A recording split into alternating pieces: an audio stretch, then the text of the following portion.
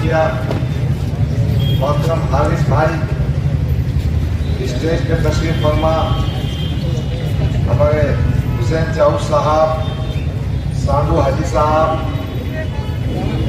भाई जी असलम पठान साहब, हमारे अबू बकर रहबर साहब जो अनाउंसिंग कर रहे हैं, हमारे वसीम भाई, हमारे गुड्डू भाई, फिरोज भाई, इस्माइल भाई,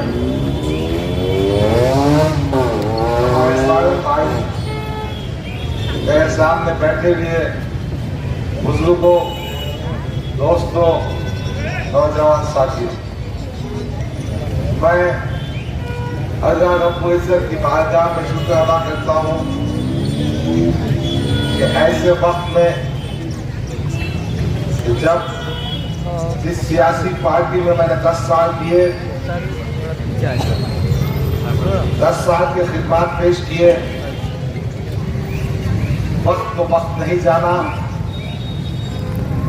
लाखों करोड़ों रुपए खर्च किए, पार्टी को मजबूत करने का काम किया। अब तो ये है कि बैरिस्टर असदुद्दीन अवैसी साहब ने 2024 के पार्लियामेंट्री इंतखाबात के बाद जाते जाते मुझसे वादा किया था कि औरंगाबाद मशरक़ी हलके से मुझे टिकट दिया जाएगा। यहाँ तक कहा था कि हम आपको चुन कर लाने की मेहनत करेंगे और गिफ्ट देंगे। इस बात के गवाह हमारे वांडर प्राइवेट के जिम्मेदार सैयद इब्तिसाम साबरी साहब भी है। इम्तियाज जलील की बात मैं इसलिए नहीं कहता कि वो क्या कहते हैं और क्या करते हैं, वो आप जानते हैं। कई बार उन्होंने मुझसे कहा था, मगर जब वक्त आया तो सदर मोहतरम ने मुझे 5 मिनट का वक्त भी नहीं दिया और मुझे ऐसा एहसास हुआ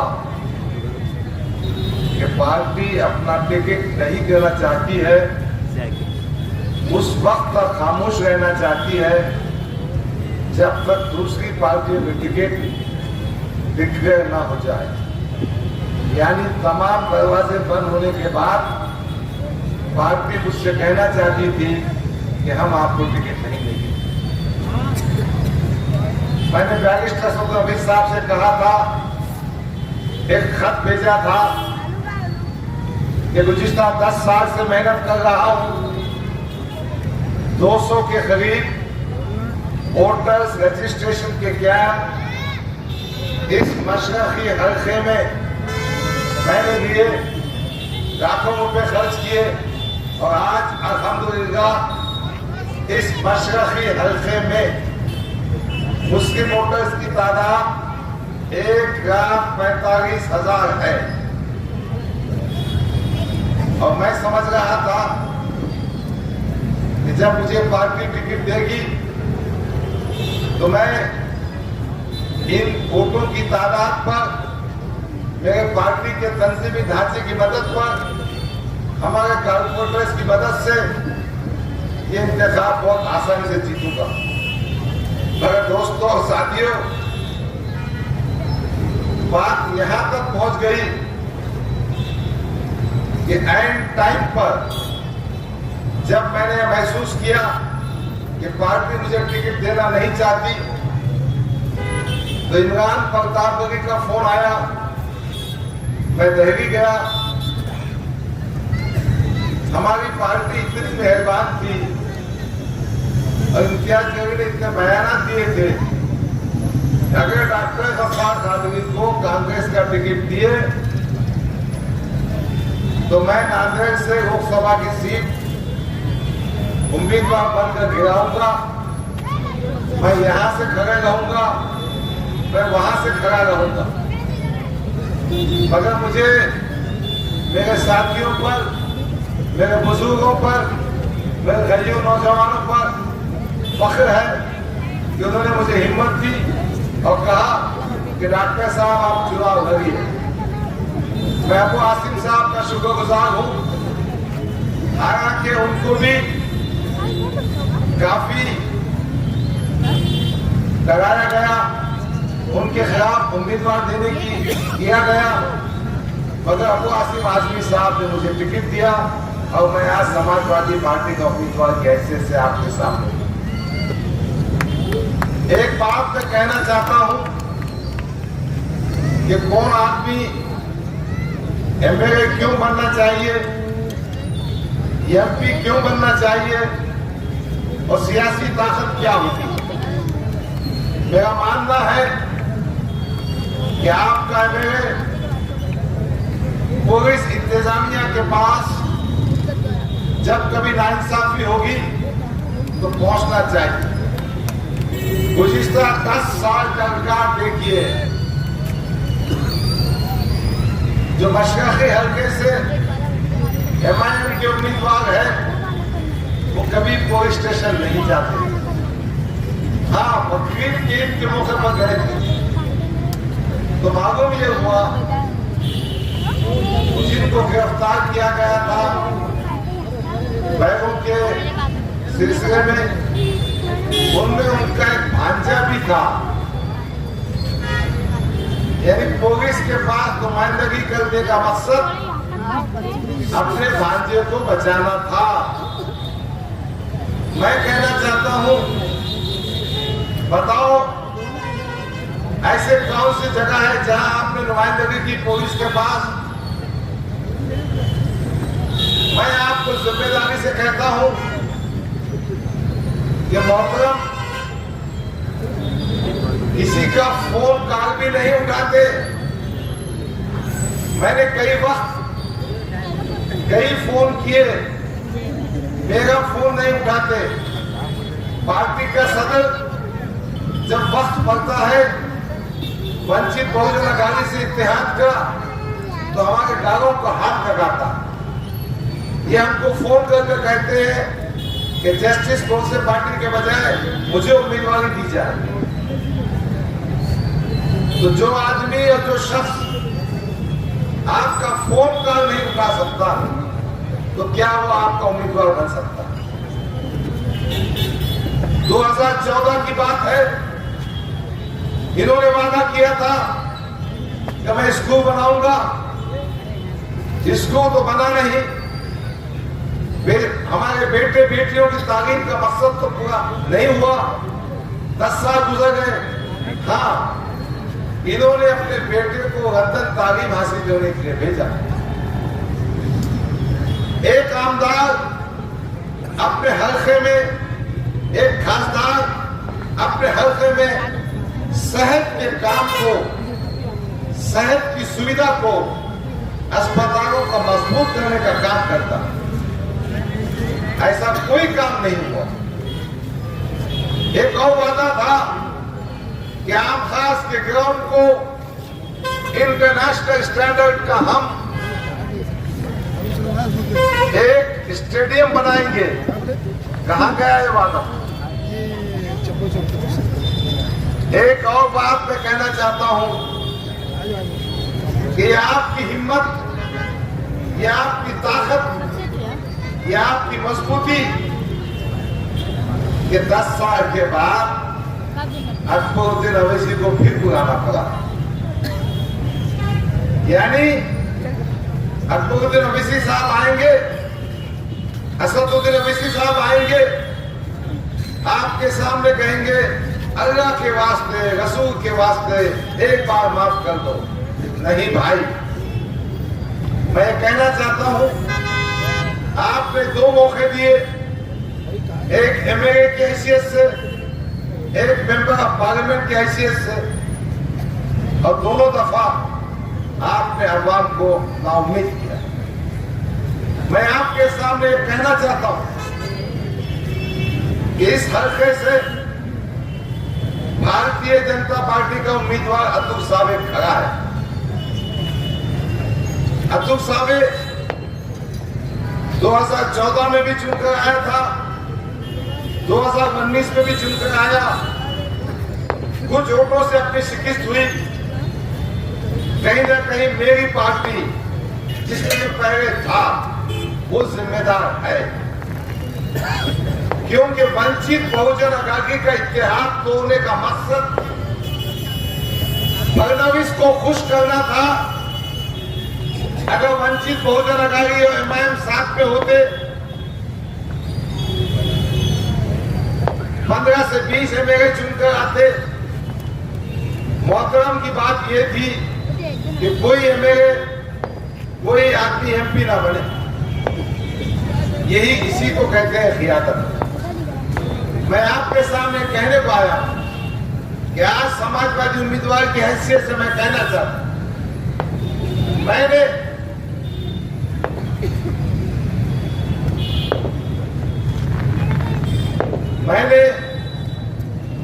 बेपनाह हमदर्दी देखी। आपको इस बात का एहसास है कि गफ्फार खानवी के साथ नाइंसाफी हुई है। आपको इस बात का एहसास है जिस शख्स ने इस हल्के असेंबली में 10 साल मेहनत की उसका पत्ता काट दिया गया। आपको इस बात का भी अंदाजा है कि कांग्रेस के टिकट ना मिलने के लिए रेवंत रेड्डी का फोन कराया गया। कांग्रेस का टिकट नहीं मिलने के लिए कांग्रेस पार्टी को ब्लैकमेल किया गया। आपकी ये हमदर्दियां, आपकी ये मोहब्बत मैं महसूस कर रहा हूं और इसका इजहार भी आप कर रहे हैं। यकीनन बड़ी तादाद में वोट हमको मिलेंगे। दूसरी बात, आज भी मराठा समाज का बड़ा हिस्सा पूरी ताकत के साथ इंशाल्लाह हमारा साथ देगा और गरीब वोट भी हम ले सकेंगे। मैं आपके सामने जिम्मेदारी से कहना चाहता हूं कि ये सीट हम जीतेंगे, पूरी ताकत से जीतेंगे और कामयाबी इंशाल्लाह हमारे कदम चूमेंगे। आज की तारीख में इम्तियाज जलील जो एमआईएम के उम्मीदवार है वो अपने वोटों का नुकसान करने के लिए आए। कौन से इत्तेहाद की बात करते हो? किस इत्तेहाद की बात करते हो? अपने पार्टी के एक नेता को आप 5 मिनट का वक्त नहीं दे सकते। अपने पार्टी के नेता को एक असेंबली का टिकट नहीं दे सकते। तो इतिहास सिर्फ खुद के वास्ते है क्या? मैं आपको ये कहने के लिए आया हूं कि मैं आपके बीच में रहता हूं। मैं सादा और सिंपल आदमी हूं। ना मुझे गॉगल लगाने आता है, ना बालकनी में से हाथ बताने आता है, ना मैं अपने आप को शाहरुख खान कहता हूं। मुझे मेरे बच्चे को अंडर तालीम के लिए भेजने की जरूरत नहीं। मेरे दिमाग में एक मिशन है, मेरे दिमाग में एक मकसद है कि जरूरत पड़ने पर मेरे पास ना कॉर्पोरेटर का होता था, ना एमएलए का होता था, ना खासदार का होता था। फिर भी मैंने तमाम मामलात में हुकूमत से नुमाइंदगी की, पुलिस महकमे में नुमाइंदगी की, पुलिस स्टेशन पहुंचा, पुलिस कमिश्नर के पास गया, डीवाईएसपी के पास गया, इंस्पेक्टर के पास गया। तो मैं कहने के लिए आया हूं कि जरूरत पड़ेगी तो गफ्फार खानवी सबसे आगे, सबसे पहले आपकी नुमाइंदगी करेगा। उसकी बात और सुन लो, समाजवादी पार्टी महाविकास आघाड़ी का हिस्सा है। ये और बात है कि यहाँ पर कांग्रेस पार्टी उसका एक उम्मीदवार दिया हुआ, वो इतना कमजोर है कि कहीं ना कहीं कांग्रेस पार्टी को मैनेज किया गया।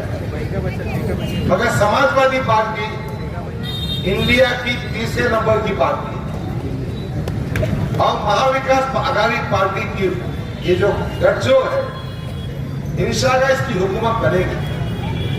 जब इसकी हुकूमत बनेगी तो फैसले भी होते हैं। देखो, कौमों की खिस्मतों के फैसले, तरक्याती कामों के फैसले ये सत्ता के कॉरिडोर्स में होते हैं। जो सत्ता पे बैठते हैं वो काम कर सकते हैं। यकीनन मैं ये कहना चाहता हूं कि हमारे एजेंडे में सबसे अहम मामला है औकाफी जायदाद का।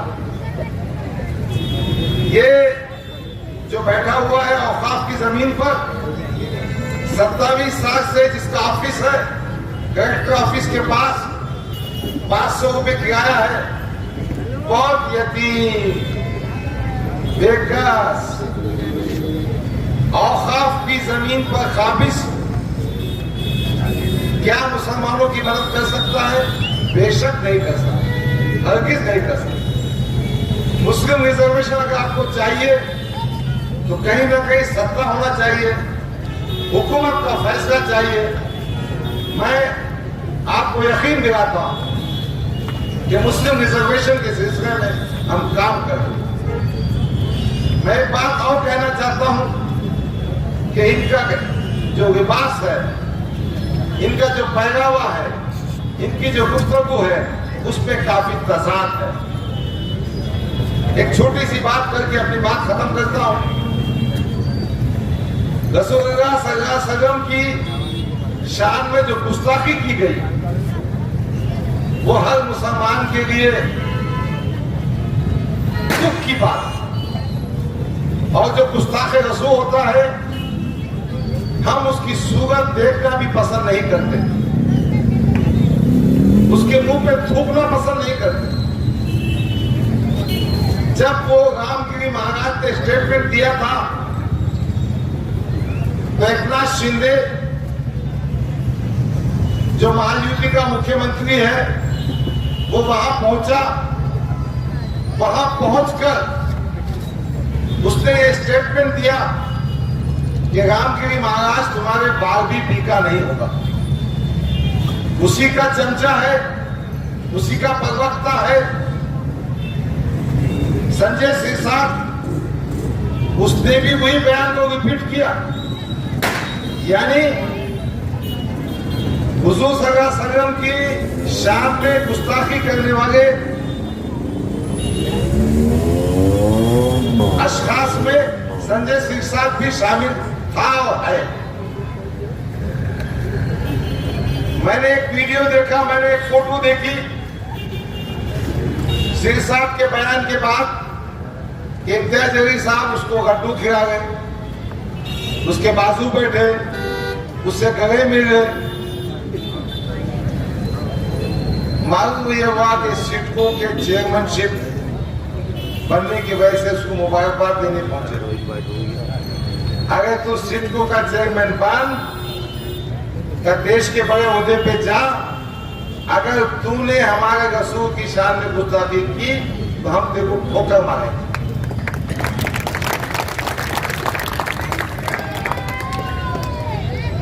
ये है इनका किरदार, ये है इनका कैरेक्टर।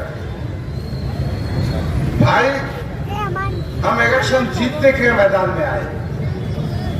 बताओ, पार्लियामेंट में 5 जगह आपने उम्मीदवार खड़े किए थे, उस्मानाबाद, पूना, साउथ सेंट्रल बॉम्बे, भिवंडी।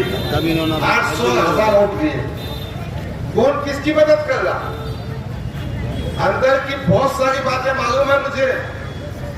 अभी एक वीडियो वायरल हो रहा है, परदेसी जो महाविकास अघाड़ी का वाजापुर का उम्मीदवार है, वो कह रहा है मैंने इम्तियाज अली को 5 कोटी रुपया दिया। मैं ये इसलिए कह रहा हूं कि इम्तियाज अली सुन ले, गफ्फार खान के पैसे वाला भी है, तू भी पैसे वाला दूंगा, मगर तू भिखारी।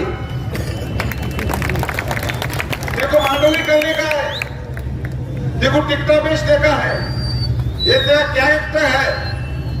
अगर रब्बुल इज्जत के फजल करम से गफ्फार खान को कोई खरीद सकता है,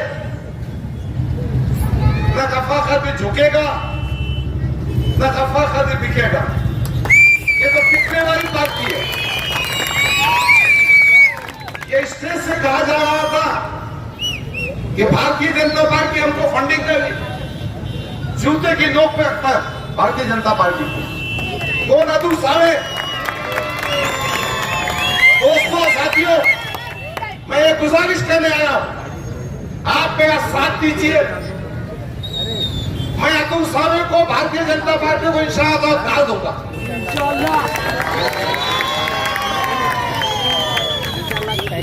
मेरे में ताकत है कि मैं फडणवीस के खिलाफ बात करता हूं, और ये पट्टा ये फडणवीस का एजेंट है, फडणवीस का गुलाम है।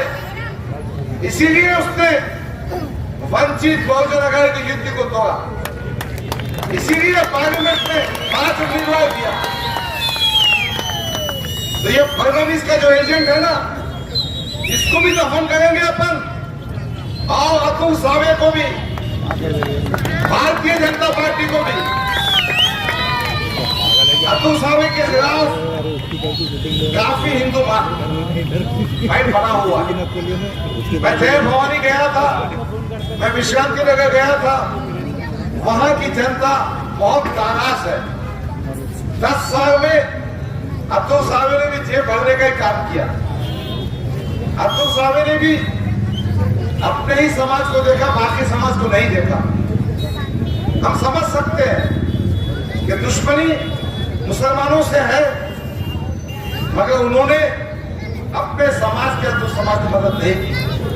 पर हाँ, एक गुजारिश करता हूं, दरबंदरा तौर पर आप किसी के बहकावे में मत आइए।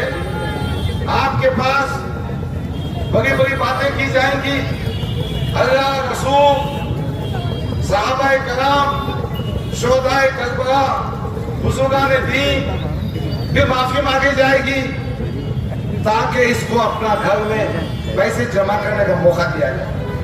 वसूली मास्टर है वो, सिर्फ पैसे जमा करने का काम, उसके सिवा कुछ आता नहीं। अब वो भी वसूली मास्टर है। आगे से इसका नथुम घोड़सी की औलाद है वो। तो भाइयों दोस्तों, मेरी आवाज मेरी माओ बहनों तक पहुंच गई है। गुजारिश करता हूं कि 20 तारीख को मेरी निशानी है साइकिल, 5वें नंबर पर है ईवीएम मशीन पर, उसके बटन को दबाइए। ये नाथुराम गोडसे की औलाद को, ये भारतीय जनता पार्टी के अतुल सावे को हम शिकस्त देंगे और इसको भी घर को पहुंचाएंगे जिसने 10 साल वसूली का काम किया, कौम और मिल्लत को बेचने का काम किया, सौदेबाजी की। यही गुजारिश करते हुए रुखसत होता हूं। आज मैं आपके मंच पर जल्दी जा रहा हूं और मैंने तय किया है कि आज के सदर जलसा फखरी हसन खान साहब हैं। फखरी हसन खान साहब आपको मुखातिब करेंगे। हमने संजय नगर में समर्थ किराना स्टोर के पास एक मीटिंग रखी है, उसे मुखातिब करना है। वक्त बहुत कम है, यंत्रणा बहुत छोटी हो गई है, मुखालिफिन साजिशें कर रहे हैं। अकबर साहब इसको फोन करके बुला के पूछ रहे, उसको बुला के बोल रहे, असद साहब भी आएंगे, कोई आंसू भी बहाएगा, कोई नाटक भी करेगा। मैं आपको आगाह कर रहा हूँ, खबरदार कर रहा हूँ, किसी के आंसुओं में बहकावे में मत आइए। अपने ज़मीर की आवाज पर फैसला कीजिए और हमारी जो निशानी है सरकार, इस पे वोट देकर कामयाब कीजिए। एक और गुजारिश है, 10 तारीख को किरातपुरा का जो स्टॉप है, संडे के दिन रात में मोहतरम अबू आसिम आजमी साहब की सभा होने वाली है। अबू आसिम आजमी साहब समाजवादी पार्टी के रियासती सदर है। मेरी तशरीफ मुहिम में आ रहे हैं, उनको बाखूब जवाब भी देंगे, पार्टी का एजेंडा भी बताएंगे और ये भी बताएंगे कि किस तरह से हम इन इंतखाबात में कामयाबी हासिल करेंगे, किस तरह से हमारे बच्चों के मुस्तकबिल को, हमारे नौजवानों की रोजगार का मसला, हमारी औकाफी जायदाद की हिफाजत और हमारे सर उठाकर जीने का हासिल होगा। तो आपसे गुजारिश है कि संडे के दिन गिराकुआ के स्टाफ पर अबू आसिफ साहब का जो जलसा है शाम में 7 बजे से 10 बजे तक उसमें मौजूद रहिए। आपने मेरी बात को सुना, शुक्रिया। मैं तमाम शहर नशीब के वैश्य जिम्मेदारों से इजाजत लेकर आपसे इजाजत लेके दूसरे जलसे में जाने की आपसे विनती करता हूँ, गुजारिश करता हूँ। शुक्रिया। खुदा हाफिज़ साहब।